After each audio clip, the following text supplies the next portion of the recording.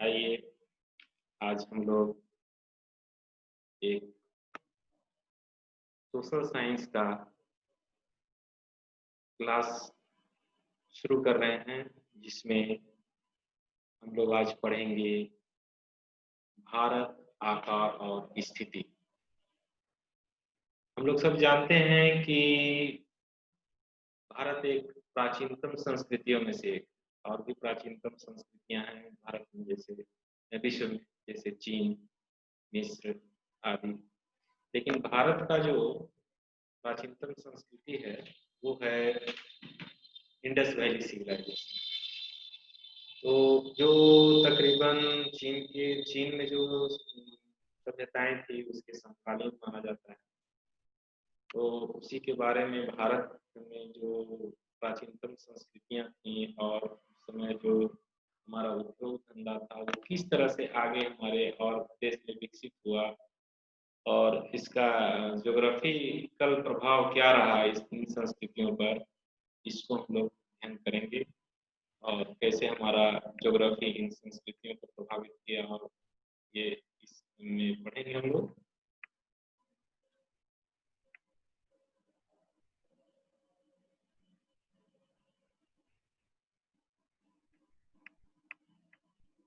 भारत की स्थिति तो लगभग सभी बच्चे क्लास 6 में भी इसका एक विस्तृत पाठ्यक्रम है जिसमें विषय वस्तु के बारे में बताया गया है और भारत की जो स्थिति है अक्षांशीय और देशांतर उसके बारे में बताया गया है। फिर भी एक बार हम लोग इसको देख लेते हैं कि हमारा भारत जो है उत्तरी गोलार्ध में, और उत्तरी गोलार्ध में यह 8 डिग्री 4 मिनट उत्तर से 37 डिग्री 6 मिनट उत्तर अक्षांश में अवस्थित है। सिर्फ अक्षांश बताने से किसी देश की स्थिति या किसी वस्तु की का जो वास्तविक स्थिति है, भौगोलिक स्थिति किसी जगह पता नहीं चलता। उसके साथ साथ आपको देशांतर भी बताना होता है। तो हमारा देशांतर जो है वो 68 डिग्री 7 मिनट से लेके 97 डिग्री 25 मिनट पूर्वी देशांतर, दो देशांतरों में बटा हुआ है, एक पूर्वी और पश्चिमी। तो ये हमारा भारत जो है एक तो उत्तरी अक्षांश में आता है, और अगर देशांतर के दृष्टिकोण से देखा जाए तो हमारा भारत पूर्वी देशांतर में आता है। और एक सबसे बड़ी विशेषता है हमारे भारत का, वो है कि हमारे भारत के बीचों बीच से कर्क रेखा गुजरती है जो लगभग हमारे भारत को दो भागों में बांटती है। लगभग, पूरी तरह से नहीं, लगभग कह सकते हैं। इन्हीं कर्क रेखा को हम लोग कहते हैं 23.5 डिग्री के नाम से जानते हैं। इसी तरह का एक 23.5 डिग्री दक्षिणी गोलार्ध में भी है जिसको लोग मकर रेखा के नाम से जानते हैं, जो ऑस्ट्रेलिया के करीब से गुजरती है। वो आपका दक्षिणी गोलार्ध में।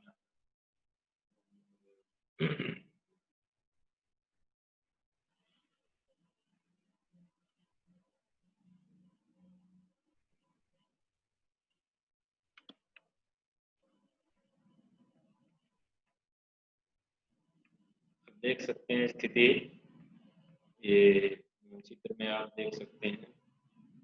यहाँ पे आप देखिए पीले कलर से हमारे भारत को दर्शाया गया है, और इसकी स्थिति आप देखिए ये 0 डिग्री के ठीक ऊपर में है, 0 डिग्री के नीचे नहीं है। अर्थात 0 डिग्री जो है वो के ऊपर वाले भाग या नॉर्थ भाग जिसको आप कह सकते हैं वो उत्तरी अक्षांश कहलाता है। 0 डिग्री के नीचे वाले भाग जिसको दक्षिणी, नीचे ऐसे ही बोल देते हैं, सुधा दिशा ही बोलना चाहिए, दक्षिणी भाग कहा जाए तो वो जो है दक्षिणी गोलार्ध को दिखलाता है। 0 डिग्री से जो दक्षिण का भाग, तो हमारा भारत देखिए पूरा का पूरा जो है लगभग उत्तरी गोलार्ध में, लगभग उत्तरी गोलार्ध में कुछ द्वीप समूह हो सकते हैं अभी, लेकिन ज्यादातर उत्तरी गोलार्ध में है हमारा। और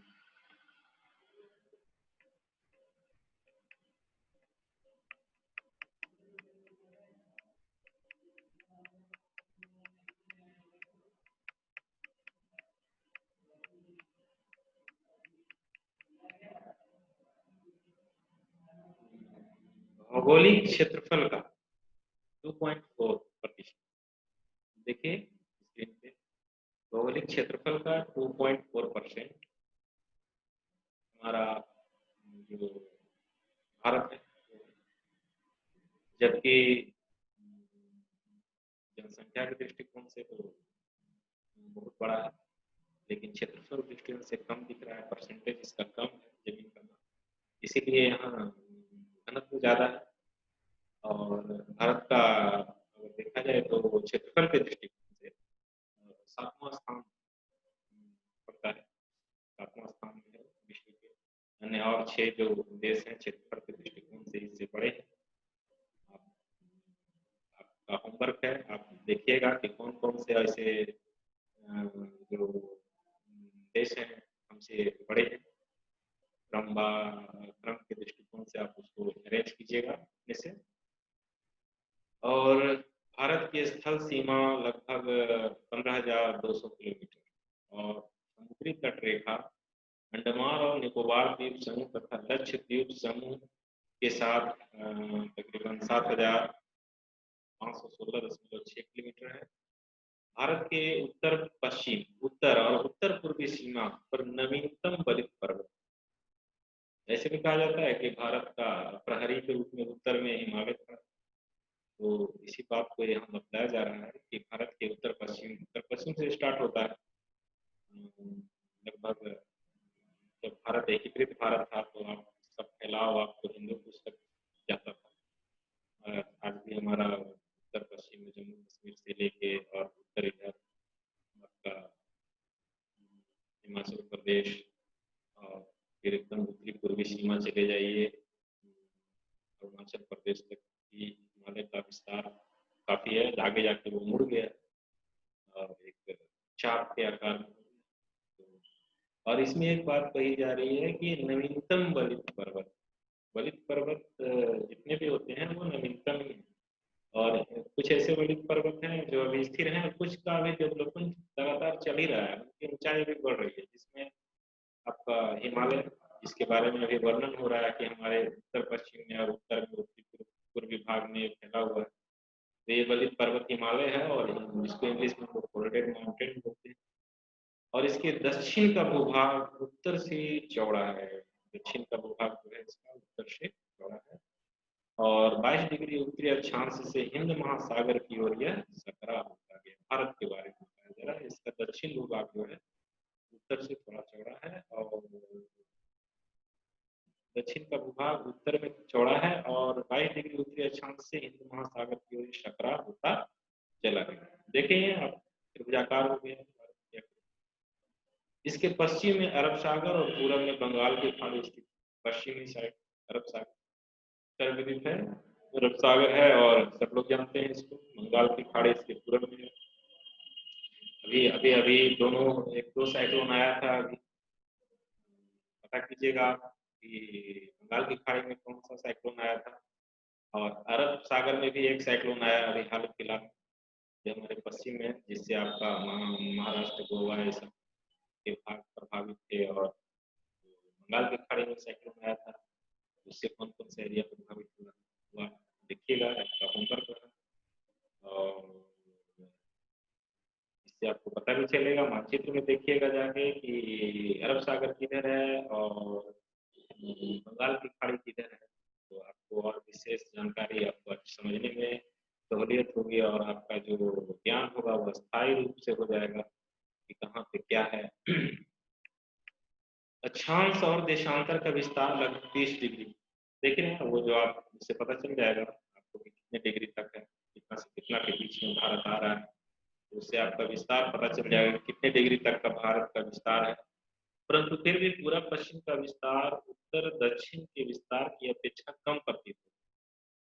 तो आप देखें मानचित्र देखने से पता चल जाता है। गुजरात से अरुणाचल प्रदेश के स्थानीय समय में 2 घंटे का अंतर हो जाता है।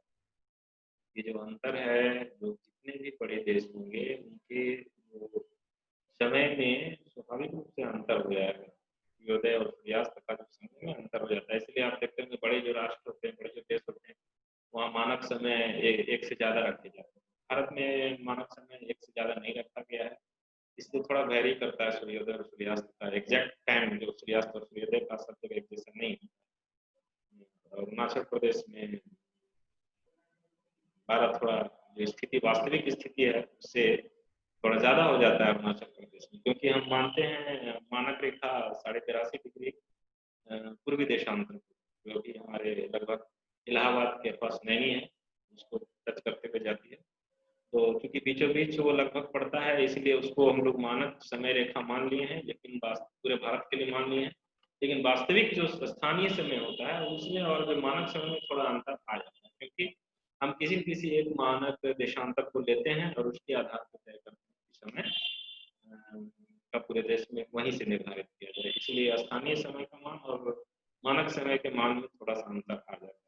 तो यहाँ तो उत्तर प्रदेश के मिर्जापुर से गुजरती है, दिख रहा है, तो वही लगभग इलाहाबाद नहीं का क्षेत्र जो है तो हम लोग पहले पढ़े हुए थे, हम लोग किताबों में ऐसा आता था कि उत्तर प्रदेश इलाहाबाद आपके एनसीईआरटी में मिर्जापुर का जिक्र, बस दोनों आसपास में ही है, बहुत करीब है, ये भी कह सकते हैं। अक्षांश का प्रभाव दक्षिण से उत्तर की ओर दिन और रात की अवधि पर पड़ता है। अक्षांश का प्रभाव नहीं पड़ता है और ये आप समझ सकते हैं। आगे आपका देखिए क्या है, इसमें छूट रहा था ये भारत और विश्व की स्थिति मानक क्यों माना जाता है। एक क्वेश्चन यहाँ पे देखिए, 82.5 डिग्री पूर्वी देशांतर को भारत की मानक क्यों माना गया है। अभी आपको बताया ये प्रश्न है, ज्ञात कीजिए, लिखा हुआ है इसमें क्यों माना गया है भारत के लिए इसको माना। तो स्वाभाविक रूप से ज्यादा डिफरेंस ना आए तो उसके लिए कोई ऐसा स्थान को माना जाएगा जो बीचों बीच में हो। तो इलाहाबाद और ये मिर्जापुर का क्षेत्र है वो बीचों बीच में पड़ता है, यहाँ पे आपका मिर्जापुर बोला गया, तो मिर्जापुर का जो क्षेत्र बीचों बीच में लगभग हमारे पड़ता है। आप अपने मानचित्र में देखिएगा, तो चूंकि बीच में मानने से वेरिएशन जो है वो समय का कम हो जाएगा, एक मतलब औसत वेरिएशन आएगा और इसके कारण हम लोग बीचों बीच को ही मानक समय रेखा। उसके बाद दूसरा है कन्याकुमारी और कश्मीर में दिन रात की अवधि में अंतर क्यों होता है। अभी आपने पढ़ा कि अक्षांशों के अंतर के कारण ये दिन और रात में अंतर होता है, क्योंकि कन्याकुमारी आपको इक्वेटर की तरफ विषुवत रेखा की तरफ और कश्मीर जो है वो विषुवत रेखा से दूर होते चला जा रहा है, मतलब इसका अक्षांशीय जो डिग्री का मान है वो बढ़ रहा है और कन्याकुमारी का अक्षांशीय जो डिग्री का मान है वो कम है। तो जैसे जैसे हम ऊपर की ओर तब नॉर्थ की ओर जाएंगे तो अक्षांश का मान बढ़ता जाता है और रात और दिन का डिफरेंस आपको ज़्यादा रहेगा। जैसे इक्वेटर पर रात और दिन का डिफरेंस काफ़ी कम है, लगभग बराबर, सूर्य का प्रकाश जो है वो लगभग बीचों बीच पड़ता है। जिससे जैसे अक्षांश बढ़ता है वैसे वैसे सूर्य का प्रकाश तिरछा होता है, तो उसमें रात और दिन के अवधि में अंतर आना स्वाभाविक आता है। ये ज्योग्राफिकल, क्योंकि पृथ्वी गोल है और अपने अक्षांश पे 23.5 डिग्री झुकी हुई है, तो ऐसी स्थिति में ये स्वाभाविक बात है आएगा।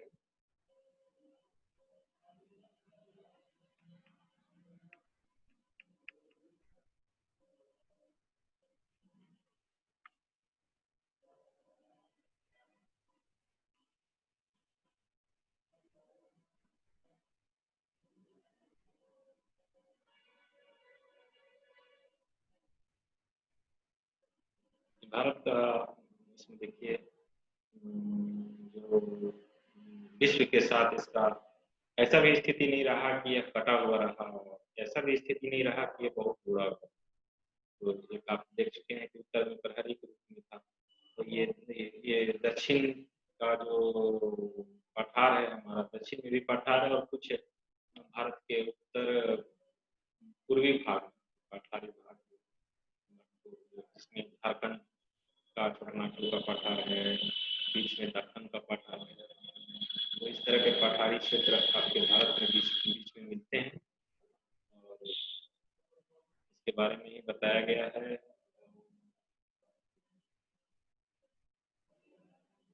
और हिंद महासागर में किसी भी देश की तटीय सीमा भारत जैसी नहीं है, चूंकि भारत प्राइवेट है। प्राइवेट का मतलब 3 ओर से समुद्र से घिरा और एक ओर स्थल से युक्त है। तो ऐसा एक जो भौगोलिक क्षेत्र होता है उसको प्राइवेट जिसमें पेनिनसुला हो। तो ये स्थिति है भारत का। भारत के बारे में अगर कहा जाए तो ये प्राइवेट है, एक बड़ा प्राइवेट।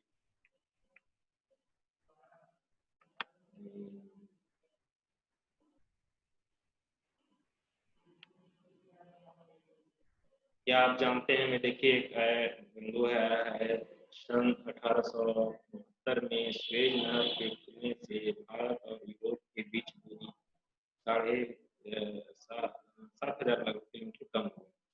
तो हाँ, ये बात स्वेज नहर के बनने के पहले समुद्री मार्ग से हम लोग को यूरोप जाना होता था, समुद्री मार्ग से काफी कम थी। स्थल मार्ग से तो जुड़ा हुआ था, वो समुद्र मार्ग से काफी दूर पे जाना पड़ता था।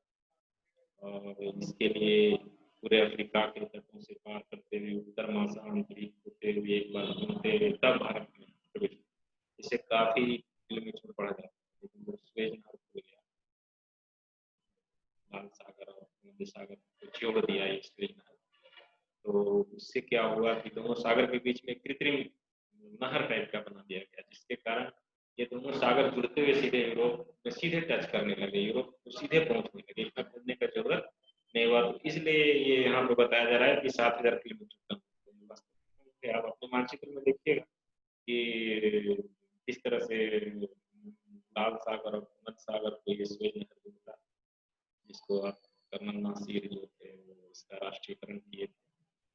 मिस्र में पड़ता है ये, मिस्र का इसमें ज्यादा है, इसको लेकर विवाद भी हुआ है। इतिहास में आप जाइएगा तो इसको लेकर विवाद भी हुआ है, स्वेज नहर के राष्ट्रीयकरण को लेकर, लेकिन अंततः मिस्र के दावे को मान लिया गया।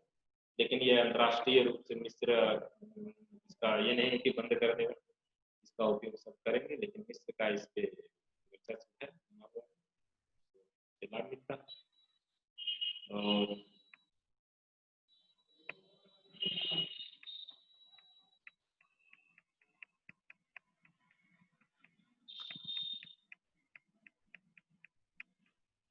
आपसे अभी थोड़ा देर पहले हम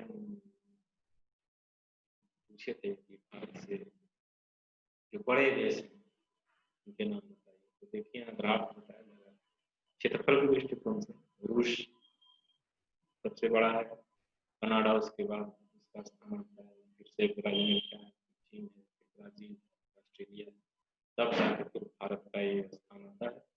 तो इसमें आप देख लें। और आबादी के दृष्टिकोण से इस पर क्षेत्रफल के आधार पे आबादी बहुत ज्यादा है, जिसके कारण यहाँ का जो जनसंख्या का मतलब है अधिक, पहले आपको बता चुके हैं।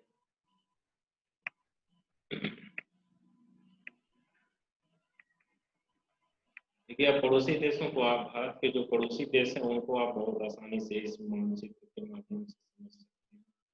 देखिए उत्तर में आए यहाँ पड़ोसी देश, आप सब लोग जानते हैं हमेशा पाकिस्तान के साथ हमारा रहता है, युद्ध की स्थिति बना रहता है। तो देखिए पाकिस्तान का जो हमारे देश से केंद्र से भाग से सटा हुआ है, देखिए लगभग उत्तर और पश्चिम का भाग हमारा लगभग पाकिस्तान से कवर करता है, और कुछ भाग जो है ऊपर का जो जम्मू कश्मीर जिसको अभी पीओके बोलते हैं, वो भाग अफगानिस्तान से वहाँ का कुछ भाग सटता है।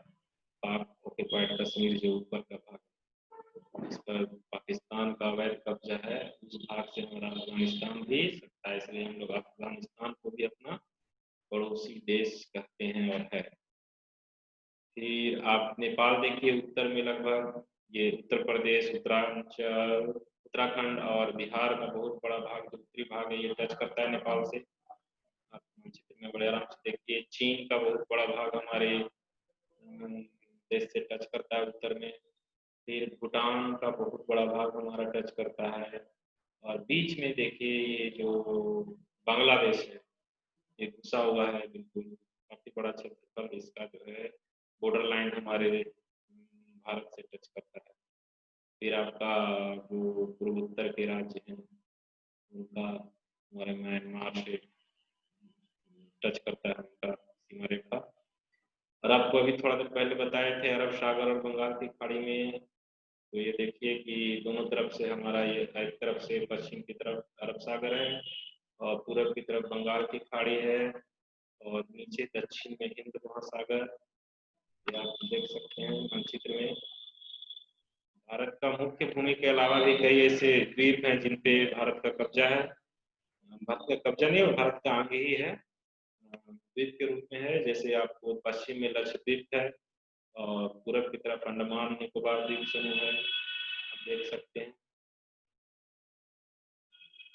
अभी हाल में ही बंगाल की खाड़ी में एक साइक्लोन आया था, आपसे पूछे तो उसका नाम बताइए, मैं सोच के रखे मन में।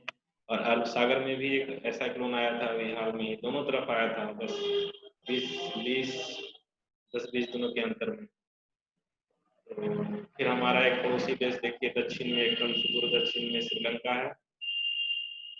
श्रीलंका को देखिए, हाँ इसकी वास्तविक स्थिति बीच में ये, क्योंकि पड़ोसी देश सटा हुआ नहीं है लेकिन ये काफी नजदीक है, समुद्र बीच में आता है। और हमारा चूंकि श्रीलंका के साथ काफी हिस्टोरिकल संबंध रहा है, भगवान राम का के रामायण की कथा में श्रीलंका का पूरा वर्णन होता है। देखिए वो ठीक हमारे दक्षिण में है।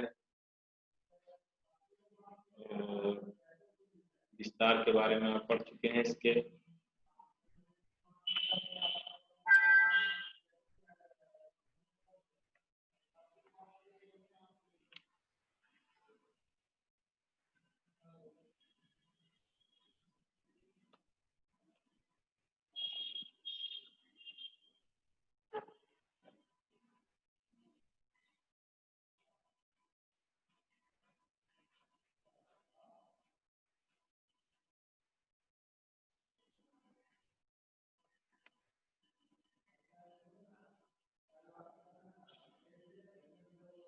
भारत का विश्व के देशों के साथ संपर्क युगों पुराना है, परंतु यह संबंध समुद्री जलमार्गों की अपेक्षा भूभाग से होकर, मतलब समुद्री संपर्क से ज्यादा स्थलीय संपर्क था। और यह स्थलीय संपर्क उत्तर में पर्वतीय दर्रों के माध्यम, प्राचीन समय में, प्राचीन काल में आप हिस्ट्री में पढ़े होंगे रेनेसां इत्यादि आए थे बहुत सारे, तो ये इन्हीं दर्रों के माध्यम से भारत में आए थे बौद्ध शिक्षा और बौद्ध ज्ञान को प्राप्त करने के लिए।